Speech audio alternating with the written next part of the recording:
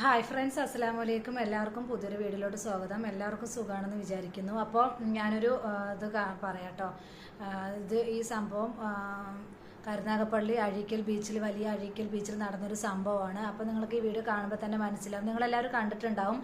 അപ്പം ഞാനത് കുറച്ചുകൂടെ പറയാന്ന് പറഞ്ഞിട്ട് വന്നതാണ്. അതിനെക്കുറിച്ചുള്ള അമ്മമാരുടെ ഉത്തരവാദിത്തത്തിനെ കുറിച്ച് പറയാന്ന് പറഞ്ഞിട്ട് വന്നതാണ്. പുള്ളിക്കാരി ബീച്ചിലൊരു മോളെ വിട്ടിട്ട് ഫോണിൽ സംസാരിക്കുകയാണ്.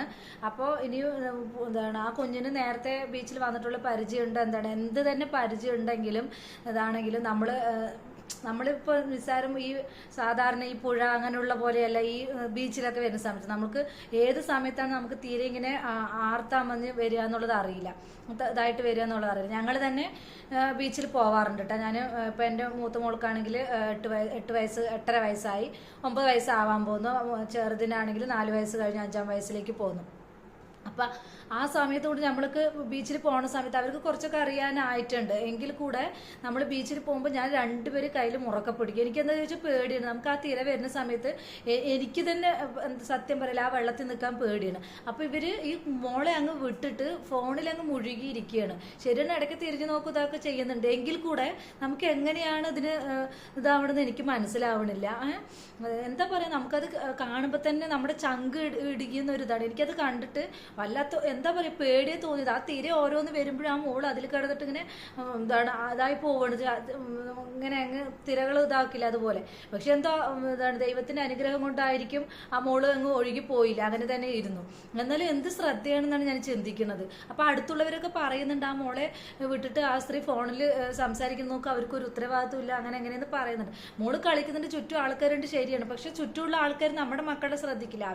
അവരുടെ കാര്യങ്ങൾ നോക്കി അവരങ്ങനെ നിൽക്കത്തേ ഉള്ളൂ. നമ്മളൊരു ബീച്ചിലേക്ക് പോകുമ്പോൾ നമ്മുടെ ഉത്തരവാദിത്തമാണ് നമ്മുടെ മക്കളെ നോക്കേണ്ടത്. ഈ പുള്ളിക്കാരിയാണെങ്കിൽ ഒന്നും മൈൻഡ് ചെയ്യാതെ ഫോണിൽ മാത്രം മുഴുകി സംസാരിക്കുന്നത്. നിങ്ങളിപ്പോൾ ഈ വീഡിയോ ഞാൻ താഴെ കൊടുക്കുന്നുണ്ട്, അപ്പോൾ നിങ്ങൾക്ക് കാണുമ്പോൾ മനസ്സിലാവും. അപ്പോൾ എന്താ പറയുക, നമുക്ക് കാണുമ്പോൾ തന്നെ പെടുത്ത് ഈ അമ്മമാർക്ക് ഇത്രയോ ഉത്തരവാദിത്വം ഉള്ളോ എന്ന് ഞാൻ ചിന്തിച്ചു പോകണം. നമുക്കൊക്കെ എന്താ പറയുക, പിള്ളേരൊന്ന് എങ്ങോട്ടും പോകുമ്പോൾ നമ്മൾ ഇപ്പം നമ്മൾ സ്കൂളിൽ വിട്ടാൽ തന്നെ തിരിച്ചു വരുമ്പോൾ ഇവിടെയാണെങ്കിൽ അടുത്താണ്, അവിടെ നിന്ന് ഇങ്ങോട്ട് വരുമ്പോൾ തന്നെ എനിക്ക് പേടിയാണ്. ഒറ്റയ്ക്ക് വരുമ്പോൾ നമുക്കൊരു ഇതാണ്, മനസ്സിലേക്ക് പേടി. ഈ വെള്ളത്തിലൊക്കെ ഇങ്ങനെ ഒറ്റയ്ക്ക് വിടുന്ന സമയത്തുള്ള ഇവരുടെ ആ ഒരു ഇത് ഞാൻ ചിന്തിച്ചോളൂ, എനിക്ക് എന്താ പറയാനേ കിട്ടുന്നില്ല.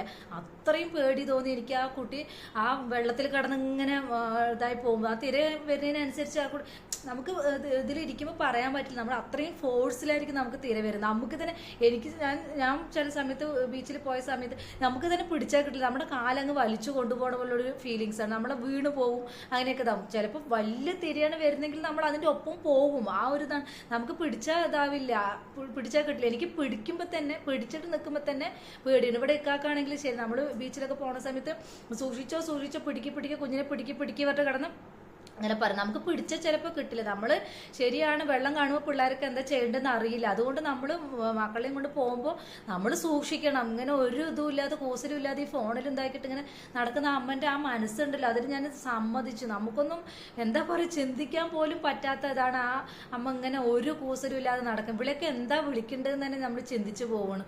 ഒരു ഇതിലും മകള് തന്നെ ആണോ എന്ന് പോലും സംശയം തോന്നുകയാണ്. അവള് ഇങ്ങനെ ഒരു ഇതുമില്ലാതെ നടക്കുന്നത് കാണുമ്പോൾ വല്ലാത്തൊരു ഇത് തന്നെയാണ്. കണ്ടിട്ട് ചങ്കെടുപ്പ് എനിക്ക് നിന്നിട്ടില്ല. ഞാൻ ഇന്നാണ് ആ വീഡിയോ ഫുള്ളായിട്ട് കാണാനിടയായത്. അപ്പോൾ നിങ്ങളുമായിട്ട് ഷെയർ ചെയ്ത്, നിങ്ങൾ ഇതിന് മുമ്പ് കണ്ടിട്ടുണ്ട്. അപ്പോൾ 2-3 ദിവസം കൊണ്ട് എല്ലാവിടെയും ഓടുന്നുണ്ട്.